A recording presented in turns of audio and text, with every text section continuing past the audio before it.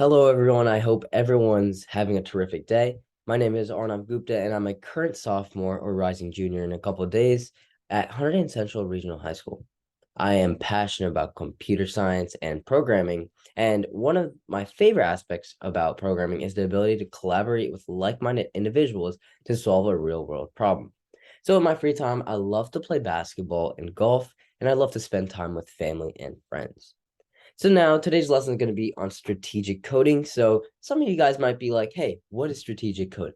So this is when you're creating a focus more towards a long-term structure of a system and to facilitate future enhancements. So the idea is to produce sustainable code, which is much more efficient when it comes to runtime. So brute force versus strategy. So let's say we are creating a program to find an LCM of two values. So to those of you that forgot what an LCM is the least common multiple of two or more given integers. So let's take an example. The LCM of 4 and 6 would be 12 because 4 times 3 is 12 and 6 times 2 is also 12. So they both have 12 in common. So are we going to be checking every single number known to man to get this LCM when we're creating the program, or are we just going to check those that are divisible by the highest number? So if the second option is chosen, for example, let's take 2 and 5, you're effectively cutting down your runtime by a factor of 5. Wow, that's pretty cool. So on the left, you see our code. Please don't be intimidated by this. For now, all you need to know is all the highlighted lines. And the first one, all it does, it's printing your system time before we actually do the computing. The second highlighted line is just doing the actual incrementing and it's checking every single value. And the last one is once again, just like our first line, is printing the system time after we do the computing. So printing one time before and printing one time after is going to be giving our runtime. So if you take the difference between it, that's going to be our runtime. So let's move on and let's go to my sorry.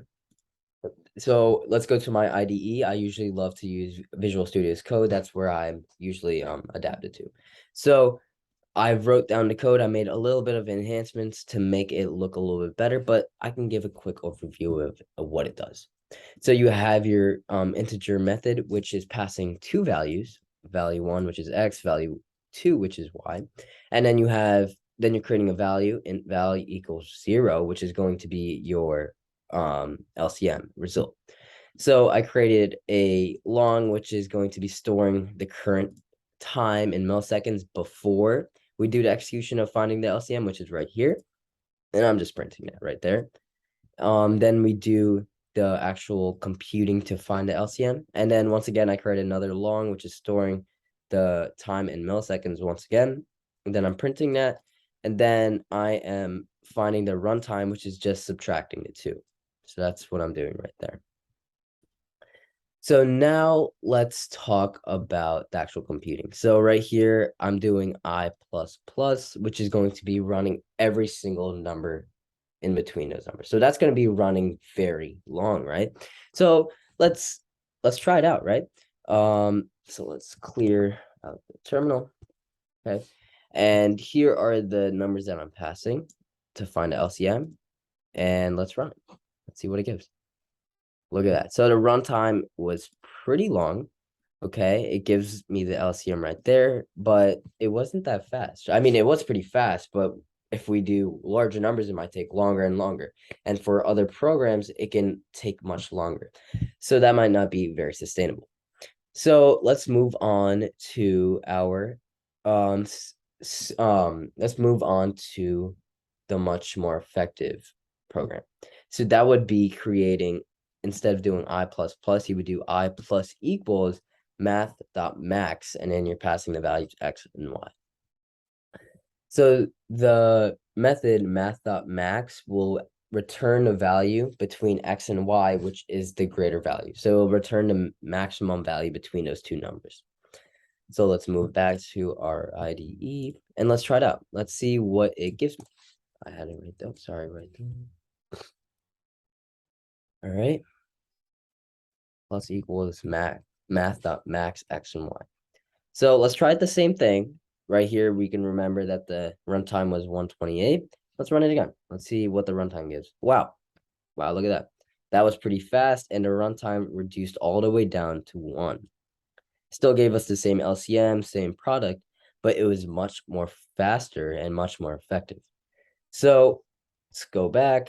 So once again, the code was the exact same, but we were just changing how we were actually incrementing it. Instead of going through every single value, you were only going through the multiples of the two numbers. So you were checking based on the largest, so it significantly cuts down on time. So now you may be asking yourself, what is the practical difference? So what's the point of it? So we already saw for ourselves that there's a big difference in runtime, right? So one was 128 and one was 1. So the one that was more strategic was much less. So that probably answers your question. So that's right there. So imagine you were doing much larger numbers. Obviously, it would take a very long time. So with this method, you're significantly cutting down time that was being wasted originally. So now that leads us to pseudocode. So what is pseudocode? Pseudocode is basically code planning that's been written down into words. So it makes planning much more easier instead of just writing everything down with your program. Writing down stuff on a piece of paper or even on a Google Doc, just writing it down into words saying, hey, what should we be doing, like step by step? That's pseudocode. So it's outlining the important steps of a procedure. And obviously, the more detailed you get with these, the better. So let's take an example. Let's say we're making a sandwich. What are we going to do? We're going to obviously get the bread, we're going to get the toppings, and then we're eventually going to put everything together, right? So that's our pseudocode. We're going to be saying, first, this is the first step, this is the second step, third step, and the last step after you do the pseudocode is actually programming it. So let's do some examples. Let's say we are creating a program to guess someone's birthday. Okay, think about this. What would be the pseudocode? What are the steps to creating a program that guesses someone's birthday? Well, you would obviously need to ask maybe what season it is and maybe go month by month. Say, hey, is it in January? Is it in March? Right? Go each month and figure out what month are we talking about. Next, you might ask about what day of the week is it? Is it on a Monday? Is it on a Tuesday? Is it the 5th? Right? You would go and check all those examples, right? Let's try another example. Let's say we're looking for a well-known comedy movie. Well, what are the steps for this? I want you guys to take a second. Well, we're gonna filter out all the comedy movies and maybe filter out all the certain ratings, right? You can go any way with this. This is how your program wants to be designed, but we're designing it, right? This is the point of pseudocode. Let's do one last one. So let's say we're looking for certain phrases or letters in a sentence. What are the steps to creating this type of program? Well, we'll take in the sentence, right? We want to take in what sentence we're looking for phrases in, then take in like the letters or whatever it's trying to look for, right? And then maybe check to see if a certain phrase or a letter is contained in that sentence. If it does, then you can execute whatever you would like. And that's what pseudocode is. Pseudocode is basically writing down steps for creating that program. I think you guys got a really good hand of that. Now, something cool that we're going to be doing is that we're going to be creating a program, which is the palindrome. To you guys that don't know what a palindrome is words that could be read the same backwards as they are forward. So an example of this would be race car.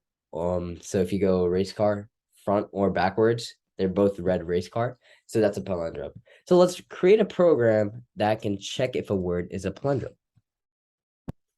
So I got my public class palindrome and my file name is also palindrome.java.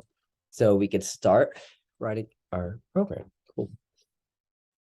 So we're obviously going to need a main method since we're going to be running stuff. So we're going to create a public static void main. right? That's going to be our main method. And then inside the parameters, we have to pass some arguments, right? So string and then args. Now we have created our main method. Now let's think about this. What is the program supposed to do? We're going to be asking the user for a word, and then we're going to be checking if the word's a palindrome and then tell the user if it's a palindrome or not. So that's what we're going to be doing, right? So to take in inputs from the console, you have to create a scanner. So a scanner would be needed to be imported from a library. So we do import java.utils.star. So .star will import all those files that are under util. So it's giving me a yellow squiggly just saying, hey, I haven't used it, but we'll use it right now. Let's use it. So just as I said, we're creating a scanner. So a scanner object. So to create an object, you start with the name of the object. So scanner. Then we can create the name of the object. Let's say input. Sorry. Input. And then you want to create a new scanner, right? New scanner. And then inside we have to pass what type of, what are we trying to get, right? We're trying to get system dot. Now we've created a proper scanner. Next, we will need a word, right? A word that is going to be this word is going to be storing what the actual user is inputting. So let's create a string. String word equals, we can create it two ways. We can say new string, and that will create a word, or we can just go with sorry, not like that. Just like that. We can create a new string like that. I like creating a string like that. Now we're going to be outputting to the console and telling the user, hey, enter a word. So to do this, we do system.out.println, and then you pass what we want to tell. So we will say enter a word. Right. So if we run this right now, it will just tell us to enter a word, but nothing else will be done. So we'll just say, hey, enter a word, and the program's done. Now, we want to grab a word from the user, right? So we created a word, right? A string word that we're going to be storing the user's word. So we can do word is equal to input, which is our scanner, right? Inputs our scanner dot next line, saying, hey, grab me the next line in the console. So let's run this. Let's see what it gives us.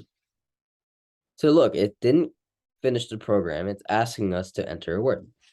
So I can say hello, then it ends, right? Because we don't have any other execution. But now we know that we're getting some word inside. Next, we want to create the actual method that is going to be checking if the word that the user is giving is an actual palindrome, right? So let's create a method for that so we can use it multiple times instead of just reusing code. So we create a method by doing public static. My God, I typed it. Public static void, because it's going to be not returning anything. We're just going to be system.outing everything. We're not going to return a string. And then let's name the method. Let's say is palindrome. Okay, cool. And now we need to pass in a word, right? Because that's what we're going to be using. So string. And now we've been passing a parameter as a word. Okay. Now let's create a new string that's going to be the reverse of the word, right? So we need to do some logic that will create the word that's being passed and we'll reverse it. So we'll do string reverse equals a new string, right? So we create a new string that's just a reverse. It's empty right now, but we'll do the logic right now. So let's create the string, and we've created a word or a reverse string, right? That's going to eventually hold the reverse word of this, right? So let's do the logic right now. So we'll use a for loop, and then we'll have in I equals 0. I is going to be, oh, sorry. We would want to start with, we want to start with the length of the word. So we'll do I equals word dot length. So we'll start at whatever the length of the word is. Then we'll do I is greater than 0. So what this is doing right now is it's going to start at a given number. Let's say the word is hello, right? Hello has 5 characters, right? So we're going to start with 5, and then we're going to keep gradually going down. And to go down, we do I minus minus, I minus minus. Boom, done. Now you have a for loop that's going to be going in reverse order of every single string. I mean, of every single character. So with the example of hello, we're going to start with 5, and then we'll keep going down until it is less than 0. So let's do the logic that creates new reverse string. So you're going to just do reverse plus equals word, which is our string that we're passing, word dot substring I minus 1, and then I. So we're passing the 2 characters, one position to another position. So reverse should now hold a reverse value of this. So now let's do some logic to see if it's actually a palindrome. To see if they're palindrome, we just have to check if these 2 values are equal, right? So let's do some if conditions. So see if let's say if word dot equals reverse, then well, what is it going to be? If it is equal, then it is a palindrome, right? So let's just print out system dot out dot print ln. It's a palindrome, right? So we want to print, hey, it's a palindrome. So let's say your word is a, let's spell that right. Cool. So if it is a palindrome, it'll print out that it is. Now let's do else. If it's not a palindrome, what are we going to do, right? So if it's not a palindrome, it will just print, hey, it's not a palindrome. Boom. Your word is not a palindrome. Cool. Now we finished that method, and now let's add it to our main, right? So we're going to have a while loop because we want it until the user wants to stop. So how can we have the user stop the program? We could just have the user say or enter stop, and then that'll stop the program. So we could do while word dot equals is not equal to stop, right? Not equal. So if we're going to do not equal, you use explanation right there. So if word is not equal to stop, it'll continue and execute whatever's in the while loop. So inside the while loop, you'll be using the method is palindrome, and then we'll be passing our word. Boom.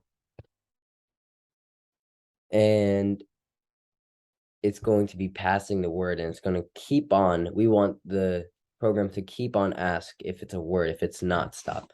So you can just copy these 2 lines.